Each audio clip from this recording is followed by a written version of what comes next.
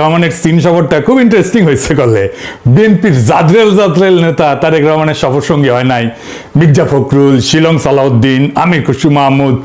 Interesting না? 3 Indian মালরে Tarique Rahman নেয় নাই, ইচ্ছা করে নাকি এটা কোনো বার্তা কে জানে। জিয়ার আমলে চীনের সাথে বাংলাদেশের সম্পর্ক শুরু হয়, কূটনৈতিক সম্পর্ক। তখন থেকে দারুণ বন্ধুত্বপূর্ণ একটা সম্পর্ক তৈরি হয়েছিল চীনের সাথে।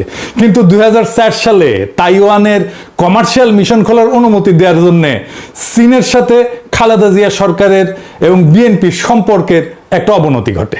আমির খুশু মাহমুদ তার মন্ত্রিত্ব হারায় এই কারণেই। তাই এই সফর ছিল বিএনপির জন্য একটা খুবই ক্রুশিয়াল ইভেন্ট। সেই সম্পর্ক কিভাবে আগের জায়গায় ফিরানো যায় সেই চ্যালেঞ্জ তো বিএনপির ছিলই।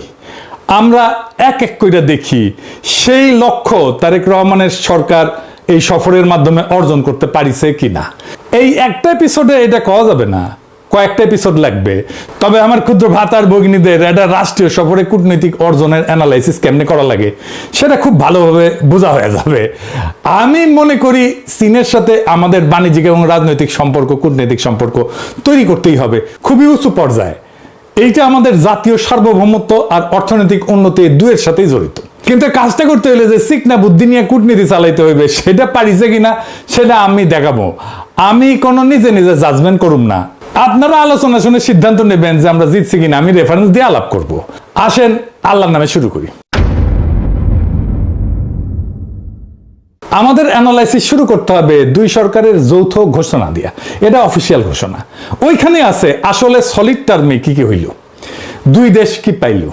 এটা বাংলাদেশের চাইনিজ এমবাসি ফেসবুক পেজে দেওয়া আছে, চাইলে দেখে নিতে পারবেন। আমি এখান থেকেই নিচ্ছি।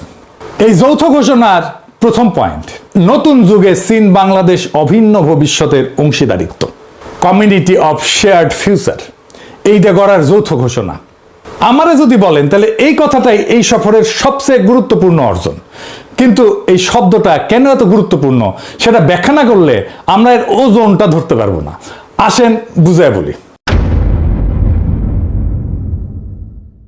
চীনের কূটনীতিতে সম্পর্কের একটা সিঁড়ি আছে, ধাপে ধাপে উঠতে হয়।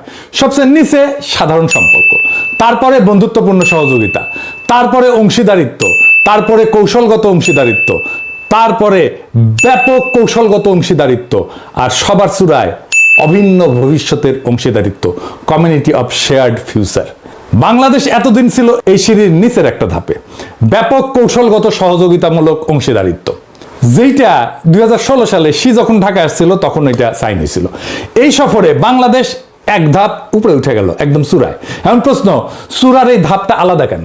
কারণ নিচের ধাপগুলো বোঝায় সম্পর্কের মাত্রা কতটা ঘনিষ্ঠ, কতটা গভীর, কিন্তু চূড়ার ধাপটা বলে দেয় সম্পর্কের প্রকৃতিটা কেমন। অভিন্ন ভবিষ্যৎ মানে শুধু আমরা বন্ধু না, আমরা একই নিয়তির অংশীদার। তোমার ভবিষ্যৎ আর আমার ভবিষ্যৎ একই সুতায় বাঁধা। গ্লোবালি এই অভিন্ন ভবিষ্যতের ঘোষণা চীনের জন্য খুব বিরল না। চীন এটা Laos, Cambodia, Myanmar, Pakistan, Cuba, মধ্য এশিয়ার দেশ অনেকের সাথে এটা করছে। তাই এইটা ইউনিক কোনো সম্মান না, এটা চীনের একটা সম্প্রসারণশীল কাঠামো। কিন্তু নেপাল, শ্রীলঙ্কা, মালদ্বীপ, ভারত, পাকিস্তান, বাংলাদেশ, এদের মধ্যে চীনের সাথে সর্বোচ্চ সম্পর্কের জায়গায় ছিল এতদিন শুধু পাকিস্তান। নেপাল না, শ্রীলঙ্কা না, মালদ্বীপ না, ছিল শুধু পাকিস্তান, চীনের জানের ভাই। আজ বাংলাদেশ সেই তালিকায় দ্বিতীয় নাম হইল। তবে চাইনিজদের এই শব্দের খেলা কিন্তু খুব মজার।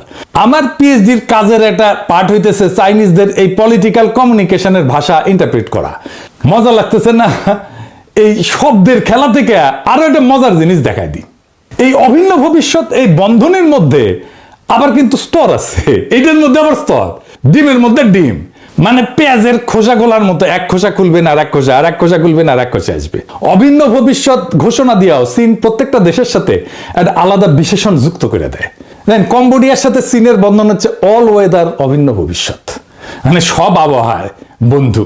লাওসের সাথে হাই কোয়ালিটি, হাই লেভেল অভিন্ন ভবিষ্যৎ, আর পাকিস্তানের সাথে ক্লোজার, ঘনিষ্ঠতর অভিন্ন ভবিষ্যৎ, আর বাংলাদেশের সাথে লেখা শুধু অভিন্ন ভবিষ্যৎ ইন দ্য নিউ এরা, নতুন যুগে। কোনো অল ওয়েদার না, কোনো ক্লোজার না, কোনো হাই কোয়ালিটি না, এটা বিশেষণহীন। A community with a shared future for mankind in the new era. তো এই লেভেলে আছে কোন কোন দেশ? মিশর, Serbia, Solomon island, Kenya. Bangladesh এখন এই দলে যুক্ত হইল, মামা আমি না ফার্স্ট হয়েছি, আমি সোলোমন আইল্যান্ডের সমান জায়গায় গেছি। বাংলাদেশের সমপর্যায়ে মিশর, সার্বিয়া, সোলোমন আইল্যান্ড, কেনিয়া কেউই চীনের এক্সক্লুসিভ শিবিরে না। মিশর আমেরিকার সামরিক মিত্র, উপসাগরীয় অর্থে নির্ভরশীল, একই সাথে ব্রিক্সের সদস্য। সার্বিয়া ইউরোপিয়ান ইউনিয়নের প্রার্থী, ইউরোপের কেন্দ্রে। কেনিয়া পশ্চিমা উন্নয়ন সহযোগী, IMF এর সাথেও আছে, একই সাথে চীনের বড় ঋণ গ্রহীতা। সোলোমন আইল্যান্ড ছোট একটা স্পেসিফিক দ্বীপরাষ্ট্র, অস্ট্রেলিয়ার নিরাপত্তা প্রভাব বলয়। তার মানে এই স্তরটা মতাদর্শিক কোনো ব্লক না। মিশর, সার্বিয়া, কেনিয়া কেউই চীনের শিবিরভুক্ত না, এরা সবাই মাল্টি অ্যালাইড। বাংলাদেশ এই অর্থে তাদের সাথী। তাইলে এই লেভেলে যাইয়া বাংলাদেশের লাভ কি? এক নম্বর লাভ একটা প্রকাশ্য পরিচয় ঘোষণা। চীনের সংজ্ঞা অনুযায়ী এই স্তরে ঢোকার মানে হইল আপনি চীনের community of shared future for ম্যানকাইন্ডের দর্শনকে স্বীকৃতি দিলেন। এখন আমার ক্ষুদ্র ভ্রাতা আর ভগিনীরা কবে, দাদা এই কমিউনিটি অফ শেয়ার্ড ফিউচার এটার মানে কি? এরা খায় না মাথার দেয়? আক্ষরিক অনুবাদ হইতেছে মানব জাতির অভিন্ন নিয়তির সম্প্রদায়। নামটা শি জিনপিং আনুষ্ঠানিকভাবে চালু করে 2012 থেকে 2013 সাল। আর 2017-তে এটা চীনের সংবিধানে কমিউনিস্ট পার্টির গঠনতন্ত্রে ঢুকে যায়। তার মানে এটা নিছক স্লোগান না, এটা চীনের আনুষ্ঠানিক রাষ্ট্রীয় মতাদর্শ। শি জিনপিং চিন্তাধারার কেন্দ্রীয় এটা স্তম্ভ। দর্শনটা কি? মূল দাবিটা হইতেছে পৃথিবীর সব দেশের নিয়তি পরস্পর সংযুক্ত, তাই একটা অভিন্ন ভবিষ্যৎ থাকতে হবে যেখানে সবার নিরাপত্তা, সবার উন্নয়ন, সবার সমৃদ্ধি ভাগ করা হবে। পারস্পরিক সম্মান, উইন উইন সহযোগিতা, সভ্যতার বৈচিত্র্য, কেউ পিছায় থাকবে না। এর সাথে যুক্ত শির 4টা গ্লোবাল ইনিশিয়েটিভ। কি কি? Global development initiative, GDI, global security initiative, GSI, global civilisational initiative, GCI, আর সাম্প্রতিক গ্লোবাল গভর্নেন্স ইনিশিয়েটিভ। কিন্তু আসল রাজনৈতিক বিষয়বস্তু একটা মোড়কের নিচে, একটা বিকল্প বিশ্ব ব্যবস্থার নকশা। পশ্চিমা উদারনৈতিক আন্তর্জাতিক ব্যবস্থার পাল্টা ব্যবস্থা। পার্থক্যগুলো দেখেন। পশ্চিমা ব্যবস্থা কি বলে? যে সার্বজনীন মূল্যবোধ আছে, মানবাধিকার, গণতন্ত্র, তাই না, যা সব দেশের জন্য প্রযোজ্য। চীনের শেয়ার্ড ফিউচার বলে প্রত্যেকটা সভ্যতার নিজস্ব পথ আছে, কেউ কারো মূল্যবোধ চাপাবে না। শুনতে উদার, কিন্তু এর কার্যকর অর্থ হইতেছে মানবাধিকার বা গণতন্ত্র নিয়ে আমার সমালোচনা করতে আসলে এটা আভ্যন্তরীণ বিষয় হস্তক্ষেপ বলে আমি দাগাই দিব। আমি এর পরের এপিসোডে চীনের পঞ্চনীতি নিয়ে কথা বলবো। শেয়ার্ড ফিউচার হইল পঞ্চনীতির আধুনিক বিশ্বায়িত সংস্করণ। দ্বিতীয়ত, এটা আমেরিকা কেন্দ্রিক বিশ্ব ব্যবস্থার বিকল্প। মাল্টিপোলার ওয়ার্ল্ড, জাতিসংঘ কেন্দ্রিক ব্যবস্থা, এই শব্দগুলা মানে আমেরিকার একক নেতৃত্বের অবসান। আর এমন একটা ব্যবস্থা যেখানে চীনের ভেটো ক্ষমতা আছে এবং প্রভাব আছে, এবং যেটা বড়। অর্থাৎ মানব জাতির অভিন্ন নিয়তি শুনতে সার্বজনীন, কিন্তু কাঠামোগতভাবে এইটা চীনকে কেন্দ্র রেখে একটা ব্যবস্থা।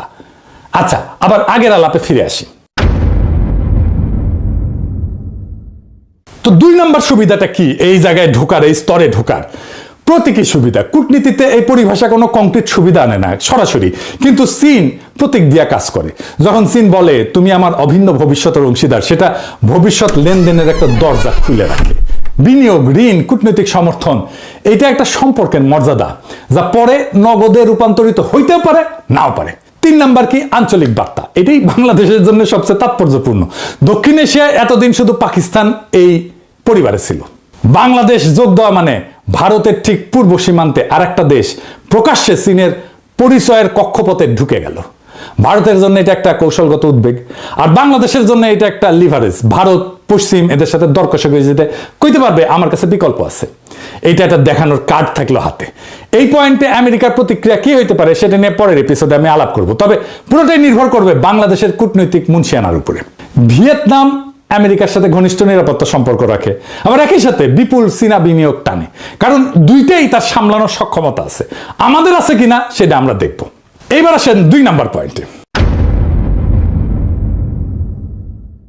2 নম্বর পয়েন্টে লেখা আছে দ্বিতীয় বিশ্বযুদ্ধের ফলাফল রক্ষা, ফ্যাসিবাদী এবং সামরিকবাদী পুনরুত্থানের বিরোধিতা। এটার মানে কি? এটার মানে খুঁজে বের করতে হবে। মানে না বুঝলে হবে না। শুনে, এটা মানে না বুঝলে এটা ভিতরে না ঢুকলে হবে না। এইটা আসলে চীনের জাপান বিরোধী অবস্থানের ক্ষেত্রে আমাদের সম্মতি নিয়ে নিল। কেমনে? এই শব্দগুলো নিরীহ শোনায়, কিন্তু নিরীহ না। একটু খুলে বলি, কারণ এটা না বুঝলে আপনি বুঝবেন না বাংলাদেশ এখানে কি সই করলো। সামরিকবাদী পুনরুত্থানের বিরোধিতা মানে এই শব্দটা চীনের কূটনীতিতে একটা কোড। কাকে নির্দেশ কইরা? জাপানকে নির্দেশ কইরা। চীনের বয়ানে জাপান হইল দ্বিতীয় বিশ্বযুদ্ধের একটা অপরাধী দেশ, যে এখনো ঠিক মতো অনুতপ্ত হয় নাই, আর যে আবার সামরিকীকরণ করতেছে। আর যৌথ ঘোষণায় কায়রো ঘোষণা এবং পtsdam ঘোষণার উল্লেখ আছে। এটা একটা কোড। কারণ চীনের যুক্তি এই দলিলগুলোতেই বলা আছে তাইওয়ান চীনকে ফেরত দিতে হবে, মানে দ্বিতীয় বিশ্বযুদ্ধের ফলাফল রক্ষা তাইওয়ান চীনের। আর আজকের প্রেক্ষাপটে যুদ্ধোত্তর আন্তর্জাতিক ব্যবস্থা রক্ষা মানে চীনের ভাষা এটার মানে আমেরিকার নেতৃত্বাধীন ব্যবস্থার বিরোধিতা করা, জাতিসংঘ কেন্দ্রিক ব্যবস্থার পক্ষে, যে জাতিসংঘে চীনের ভেটো পাওয়ার আছে। এখন আসল প্রশ্ন, এই জাপান বিরোধী পরোক্ষ আমেরিকা বিরোধী ভাষায় বাংলাদেশ সই করলো কেন? জাপানের সাথে বাংলাদেশের কোনো বিরোধ আছে? নাই তো। উল্টাটা, জাপান 5 দশকের বেশি সময় ধরে বাংলাদেশের বৃহত্তম দ্বিপাক্ষিক উন্নয়ন অংশীদার। স্বাধীনতার পর থেকে $32 বিলিয়ন বেশি সহায়তা দেয়। মাতারবাড়ি সমুদ্র বন্দর করতেছে, বাংলাদেশের প্রথম গভীর সমুদ্র বন্দর জাপানি বানাইতেছে। চীন সোনা দিয়ে একটা গভীর সমুদ্র বন্দর বানাইতে চেয়েছিল, ভারত, জাপান আর আমেরিকার বিরোধিতায় সেটা বাতিল হয়ে যায়। আর জাপান মাতারবাড়ির কাজ পায় চীনের বিপরীতে একটা ভূ রাজনৈতিক জয় নিয়ে বাংলাদেশে। তাইলে দাঁড়াইলো কি? যে জাপান বাংলাদেশের সবচেয়ে বড় উন্নয়ন বন্ধু, যে জাপান চীনকে হারায় বাংলাদেশের বন্দর বানাইতেছে, বাংলাদেশ সে জাপানের বিরুদ্ধে চীনের কোডেড ভাষায় সই করে আসলো। এটা বাংলাদেশের চিরাচরিত অবস্থান কিন্তু না। চীনের ভূ রাজনৈতিক বয়ানের ভাষা সে গ্রহণ করলো, যেটা বাংলাদেশ নিজের স্বার্থের বিরুদ্ধে গিয়া গ্রহণ করছে। এইটা বাংলাদেশের তাবর ডিপ্লোম্যাটরা বুঝলো না, নাকি ধূর পটায় দিল চায় না। এখন প্রশ্ন আসতে পারে, এটা সাইন করলে বাংলাদেশে কোনো ক্ষতি হইল?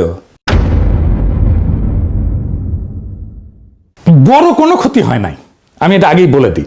কারণ বাংলাদেশ জাপানের নাম নিয়ে কিছু বলেনি, এটা সাধারণ ভাষায় সই করছে, যা চীনের স্ট্যান্ডার্ড বয়ানের অংশ। তাহলে বিপদটা কোথায়? বিপদ কি একেবারেই নেই? আছে, বিপদ আছে। বিপদ কি? 3টে জায়গায় বিপদ আছে। 1 নম্বর কূটনৈতিক। টোকিও এই কোডের ভাষা চীনে